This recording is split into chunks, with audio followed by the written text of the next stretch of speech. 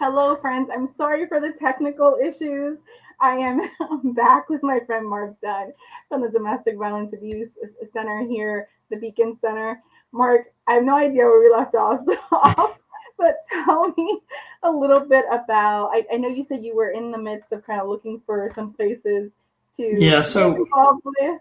so yeah, so I started with the Beacon Center 3 years ago on the bar, 2 years ago with the board. I had actually, this is my third year, starting my third year on the board.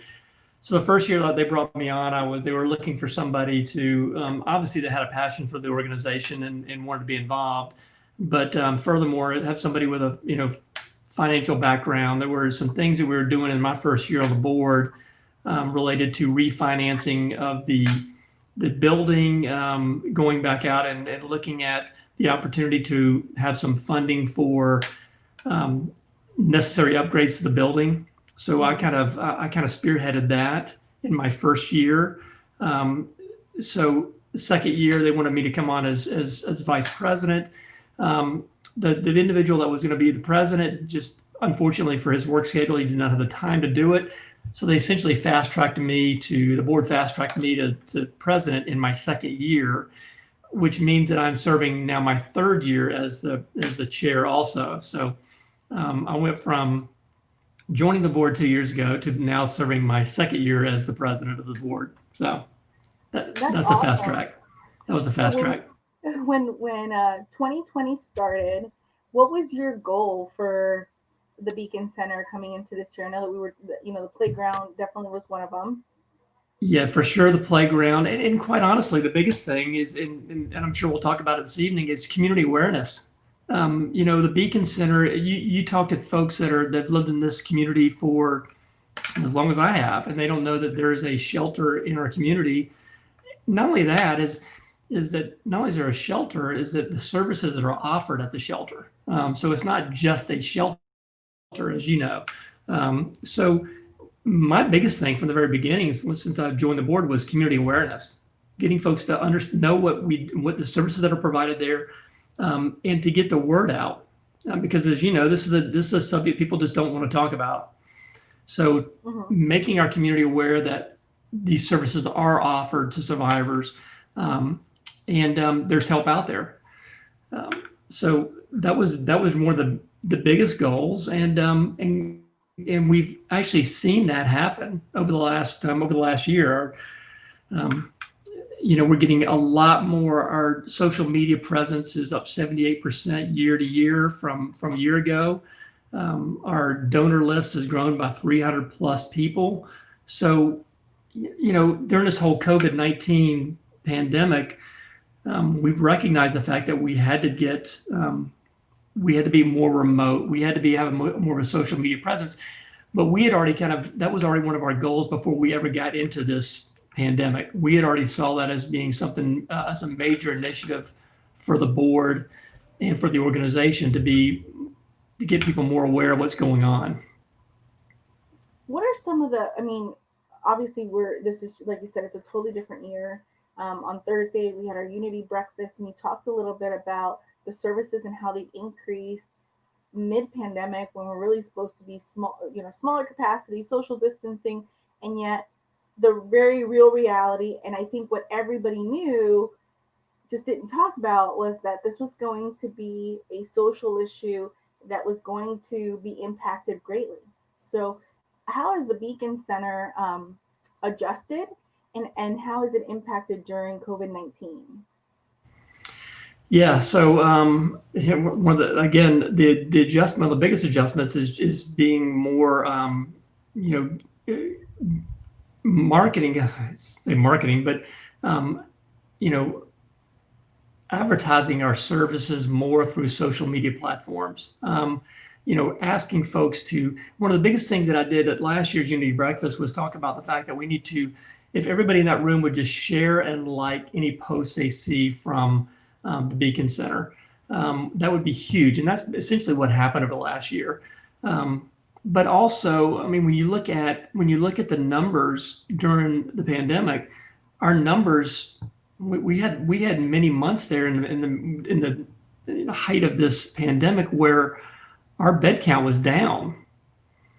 So, and that's concerning. When we tend to stay at full capacity just about year round, 60 beds, 60 people in the facility, survivors and their children. And when you see those numbers go down, that's reflective of the fact that survivors couldn't get out of their situation.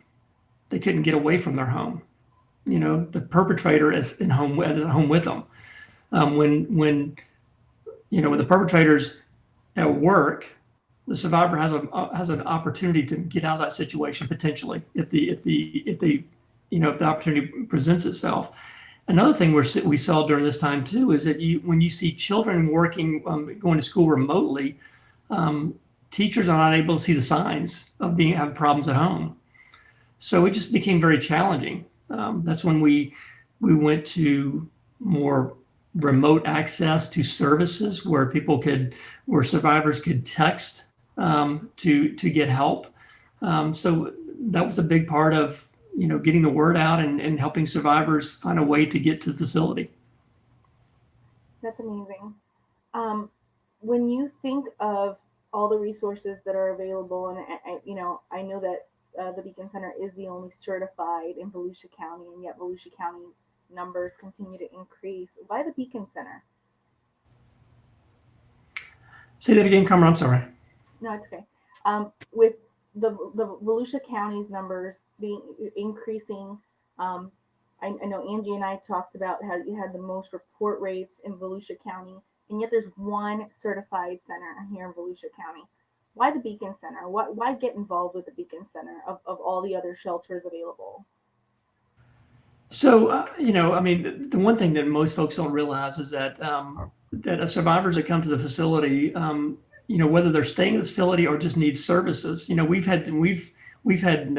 know of experiences where they need legal counsel, need legal help, they need guidance through the process, they need attorney assistance in the process. So, it's a lot of this is just communicating with the services that are provided. I mean, any survivor comes to the shelter, they don't pay for anything. So everything is taken care of. So any service they need, and not only the service they need for injunctions or any issues they're having with um, legal by legal means, is that they also have the ability to stay there as long as they need it, and to have financial literacy and things because essentially when they come to the shelter, when they come to the facility, what the staff is doing there, what Angie and her staff are doing there, is just try to empower these survivors to get back out into society in a much better situation than when they came there. So the organization is really more about empowerment than anything else. I said this at the Unity Breakfast the other day. I don't know that we can cure this issue because like a lot of it is unknown, and why people act like this and why the perpetrator acts out this way to somebody they're very close to. So I'm not so sure we can cure it. We can certainly help them reduce those numbers by communicating and getting the word out. But to cure this problem, I think there's too many unknowns. But we certainly can empower the people that come there. So when they leave there, they're in a better position than when they started. So I think that's essentially what our goals are: to Yeah, empower survivors, so when they get out, they meet the potential that God has given them. absolutely. And this year the theme going forward is let's talk about it. Domestic violence is a community issue, not a home issue. And I think as I've been talking to people, they're like, I never thought about it that way, because so often what will happen is you'll see something, a red flag, and you just go, well, they'll work it. I don't want to get involved in that. That's something for them to figure out at home. I don't want to assume, right? So when we look at it as a community issue from an advocate perspective, and from really talking about it, we start to change some of those taboos that people just, it's an uncomfortable subject. There really, as I'm thinking, there's really not another social issue that makes people as uncomfortable as domestic violence. It's, they just don't want to get involved. It's not pretty. It's oftentimes a very long process to get a woman um, out, stay out, rehabilitated, and into for a lot of reasons, whether it's that, and I say woman, it happens to men too, but financial, right? So if they're a stay-at-home mom, or they may not be the main provider of their home, so they start thinking about all these other circumstances that nobody's really realizing that they're thinking. And it happens in a relationship, so more often than not they are in the thought of being in love, right? Yeah. So as we think about the let's talk about it initiative, what part of that is just, do you want people to like really really understand? Is it more from a law perspective, a law enforcement perspective, how they can get involved? How would you like to see that initiative take place in the next year? Yeah, that's a great question, and that's true too. I mean, it's definitely an issue that people don't want to talk about. They either want to look the other way because it's none of their business. When they see something, a lot of times they don't say something. Um, and another thing is too, most charitable organizations, they can show more progress a lot of times because it's the heart disease, or it's cancer society, or it's feed the homeless, and they're all great organizations, but they're seeing signs of improvement. So you know it's very hard to get people to support something that they don't want to talk about, that society doesn't want to talk about. So um, you know we're competing with other organizations. We're competing for donor dollars with these other organizations that are great organizations, but it becomes very difficult when people don't want to talk about this issue. And it's not just talk about it. I mean, it's from a family perspective, it's from a neighbor perspective, it's from a teacher perspective. I mean, a lot of folks that are seeing signs that just don't want to get involved. And this affects a lot of demographics. It's not just our financially strapped part of our demographics. It's middle class Americans, it's upper class Americans. I mean, it affects all demographics, and nobody's immune to it. And I think there's a lot of families out there in our community that have issues with this that nobody knows anything about. Our family went through this with my sister. There were no signs there were any issues going on with her, and nobody close to her knew. Nobody said anything, so we were completely unaware of it. So it gets back to feeling comfortable talking about this issue. It's not a fun issue. It's not an issue that feels it doesn't feel comfortable talking about it. But we got to get past our discomfort, and we got to talk about it, and we got to talk about it with everybody that will listen to it. From our local law enforcement to our corporate leaders in our community. We got to get more buy-in and more partnership from everyone. Absolutely. And I know that we've talked from uh, at the Beacon Center about hosting those forums and having some of those elected officials and law enforcement in the room, and really talking about the issues and how to even deal with when it's in front of us, right? So you talked. I know you said it happened to your sister. I'm a survivor of domestic violence myself. Um, how did it impact you guys' life knowing that your sister was dealing with this or had been dealing with this? Because you said there were no signs, right? Yeah. So a little background on me and my family. My sister was killed by her boyfriend in 2010, August 23rd, 2010. So it's been just over 10 years now. She was a school teacher, beloved school teacher. She was 48 years old at the time. Um, just a great person, and we had no issue. We had no sign. We had no clue there was an issue going on in her life. She was very close to my mom. So very close to my mom, and as a family, we were very close. But there were no indications there was an issue with the relationship with her boyfriend.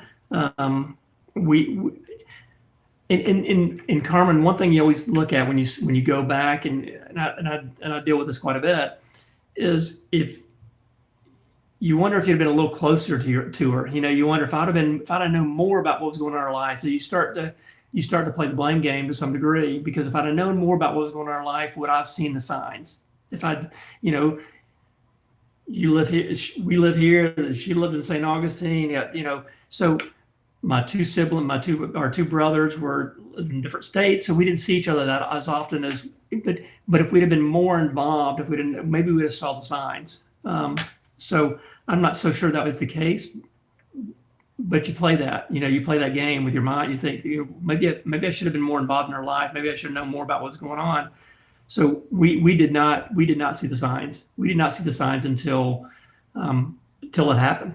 We had absolutely zero, and it's hard to believe that as a family of, me and my two other siblings, two other brothers, that we had no idea there was an issue there.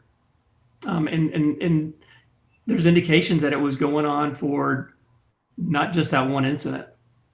After the fact, we found that out. I don't think that's so uncommon. So, I was married for 8 years. I 2 years in those 8 years that the physical violence wasn't there, but there was a lot of other things. And my family found out about it at one time, and then we started going to counseling, and they believed that everything was well, and we put on this great facade of being this awesome, happy couple. In the meantime, there were things going on at home they would never have known. Now, granted, they were far away, but we had friends that even to today are like, I, I'm shocked that this was actually happening because I never called the police. I never, I was so afraid of Mhm. outing someone that I cared about, that I had proclaimed my love to my family. So, a lot of times my sister, my twin sister, would tell me, she'd be like, I wish you just would have, why couldn't you tell us? And we're a close family and I love them. And I think sometimes because we were so close, I was so afraid to see them sad because I knew I wasn't ready to leave. So, I think oftentimes, when I talk to family members that reach out to me and I tell them just give support because sometimes we're not ready to leave. And sometimes we're not ready to leave because of those taboos, what people are going to think. Because oftentimes people will say, well, why did you stay? Like, and you're just like, I don't know why I loved him. You know what I mean? So I'm sorry that you guys went through that. And I think more often than not, there aren't any signs. Or sometimes you don't Yeah. see them. Your friends don't see them. Your family doesn't see them. You do a good job of covering up, you know, and no one would know. When I spoke publicly the first time, I spoke at church, and I had women come up to me afterwards and tell me I went through this and never said anything. And when I look at the statistics that, like the ones you shared on Thursday, inside my heart, I know that it's worse than what we report because I do believe that there's a very large amount of women that make it out, never say a thing, or talk about it very, within their immediate group. And then there's women that don't make it out, you just will never have known. So, Yeah, and that's a great point. And I had a conversation with somebody recently about this, and I'm certainly no expert, but I think from what I've learned over the years, it seems like a lot of times the relationship stays together because the survivor in this situation has hope, and has hope in the relationship, and hope it will change, and hope that will get better. And I had a conversation with Angie about this recently, and I said, to me, it almost like when the survivor gets away, it's almost like it's not hope anymore; it's hopelessness. It's almost like you get to a point where there's no hope anymore in this. I can't hope for this to get better anymore. Now it's hopelessness. And that's when it breaks away. And I'm not so sure that's accurate, but it's just as I see more of this and I'm around it more in the discussions that we have as a board, and my discussions with Angie, I wonder about that. I wonder if that it's the lack of hope that gets the person to finally get out of that situation. Because I think that one of the first things I learned when joining the board, and having many conversations with Angie, is that, and it always struck me as not odd, but it kind of hit me where Angie said that the survivor always sees the good in the other person, is always looking for the good, and I'm sure my sister in in that relationship saw the good in him. There's always something good in that person. And the person and the people that are closest to them see the best in them. So that's it's tough to understand sometimes, but there is. As humans, we want to see good in people. We want to see the best in people, and we want to have hope for those relationships. Oh, absolutely. And I think it's what society teaches us, right? So fight for your relationship. For Yeah. me, I say I'm a good Christian girl. So I was a good Christian girl sitting in church next to my husband and praise and worshiping together. But we had this very real reality happening at home, and there was that hope that one day something could be different. Mhm. And the important thing, and I think, and what I tell young women and women who talk to me is, hey, this is not a you issue. This is a them issue. And oftentimes, we just need to allow people to work through their issues alone. And if they can work through them, then maybe revisit the possibility of our relationship. More often than not, you'll see that it's an issue that they're not willing to work on. So Yeah. if for you, from a for you have the different hat, brother of someone that you loved, that you lost to this very in a sad situation, chairman, right, community partner. If there was a message that you could give the community partners here that have we have a lot of community partners this year that have said, hey, we're going to wear purple on Monday. We're going to support this. In fact, I feel like my social media is inundated today with tags of community partners wearing purple. Do you have a message for those community partners that are supporting in this effort? Yeah, and I think going forward, that's where we're going to be. Is again, reaching out to our community leaders, our corporate leaders in our community to, um, and that was one of our goals for this year was to get in front of more corporate leaders and tell them about why this is the organization we're supporting. That's the biggest thing, getting out there and talking about the services we provide. Because again, I think most folks see the Beacon Center Domestic Abuse Council as being a shelter. It's a shelter. It's a safe place for somebody to come when they're going through, being abused.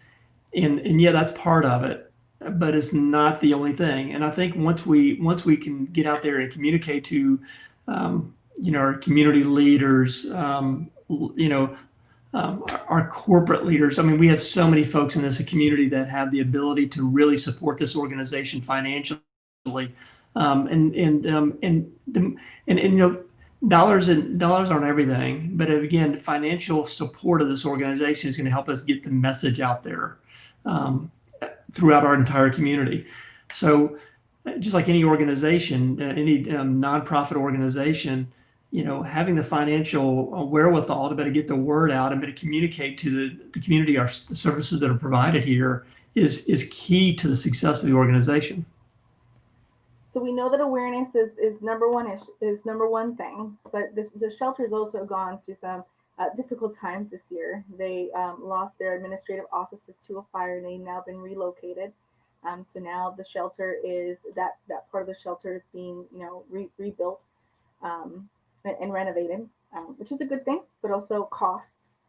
There was a playground in the midst of all of that will be unveiled hopefully here in the next month or so. So Mhm. there's been a lot of expenses at the Beacon Center this last year, plus an increase here at the. Did we have an increase this last month and a half, right, of women coming into the shelter? Yeah, right. So there's a lot of expenses, and we know that this is an issue that touches all all aspects from from young girls in high school. I'm learning so much with these statistics. Young girls in high school, it's affecting people at your work. It is affecting, business women, and it is affecting, the most vulnerable in our community. So, how are ways that people can help fund the mission? Yeah, so it's as easy as it's going to the Beacon Center website and looking for the opportunities to either volunteer, which we always need. I mean, the dollars are important, but it's also having volunteer people that want to get involved. I mean, we're always looking for board members that want to that have a connection to the organization, connection to the cause, um, and again, a lot of it is creating the right team, and I would say team from the board standpoint, getting the right people involved, and then their resources and their contacts that they have to help spread the word. But yeah, writing a check, going on the Beacon Center website. There's you can give through text, you can give directly through the website. But also the beauty of the website is also the fact it tells you a lot about the services that are provided at the facility. So all of that is critical. Um, you know, again, it's an organization that just we need to do a better job of communicating the services that are provided, getting in front of our corporate leaders in our community and talking to them about why they should be supporting this organization. And you make a great point too. It's we're seeing this across the society. We're not seeing it just at certain demographics, at certain age groups. We're seeing it across, from high school age folks to folks that are professionals that have been in that are at the peaks of their career. So it affects everyone. Yeah, absolutely. So I'm gonna when this is done, I will share this. I'll post the Beacon Center website. You can reach out to any of the board members if you'd like to take a tour of the facility. I know that we've talked about hosting, small groups of people to really help educate and talk about the issues. We're willing to come to your business and talk to your executive team about how it can affect your business. Because the reality is, all of these people are somebody's employee or they're in somebody's leadership team. So if we can help you work through some of those issues, we want to be able to give you the resources to be able to help somebody save somebody's life, possibly. Yeah, and one thing I don't want to follow up on is you talk about we did have some challenges this year for sure.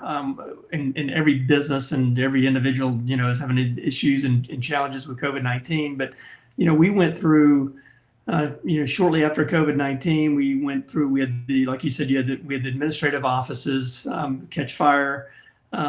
We had some organizational issues on the state level. So that affected our grants and things of that for a short period of time. Nothing that was local issues, but we went through a lot of challenges over the last year. And I was speaking to Angie about this the other day. The one thing that the talking about blessings in disguise, the administrative office caught fire. That was on our project list for somewhere down the road, and it would have been the last part of the building that would have been renovated at some point in the future. Well, when that happened, it really moved that forward. And as you know, as a board, we thought at that point, let's don't put it back like it was. Let's retrofit this building. Let's get this the way it should be. And what it allowed us to do was move administrative offices off site and now be able to retrofit that building to where we're going to have at some point now in the future, we'll have an 80 bed count as opposed to 60. And it will also give us the ability to, in future, if there's God forbid we ever, have another pandemic, but allows us to separate individuals to where we have, to make sure that we have folks that are infected by, in this case, COVID-19, if that happens in the future, to better separate. So that's a big thing. It sounds like a small thing, but it's a really big issue. So again, we as a board we made the decision. Let's get this the way it should be. Let's even though this has moved up to the front of the list, was not our original objective. Let's do it the right way now. So that got done. Of course, the funding for the playground was just completed about a month ago. So we're gonna have a commercial playground for the children that are at the facility with their survivor, with their parent. So I mean, if I look back and I say, and also we had a hurricane last October that affected the facility as well. So if you look at those things and you say, and I was talking to Angie about this the other day, knowing all those things and where we are now as an organization, would you change anything? And she said, no. You know, all the disruption we had over the last year, but we look where we are. You fast forward to where we are at this point in October of 2020. the things that we have been able to accomplish over the last year, you wouldn't change anything. You wouldn't want to go through COVID-19. Obviously, we wouldn't want to see that affecting so many different people in our country and around the world. But again, when you fast forward to where we are as an organization, we're a lot better off now than we were a year ago. But you definitely have. I just joined the board, so I say this prior to me joining the board. I do believe you guys have a great board of directors, and um, is it possible that I lost him again? I can't. All right. Can you hear me? No, You there? I'm here. I can't hear you. You can hear me? I can. I can hear you. I'll just keep talking. All right. I do believe that it is an audio issue. Maybe it's me. They can hear us. Um, they can hear us. Can you hear me now? No. All right. Can you Well, hear me? Can you hear me? Well, just type me your questions. so we may do that. So as let me just let him know I can hear him. So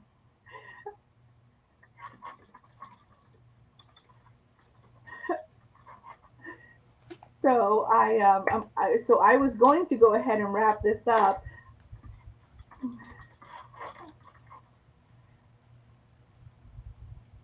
Can you see?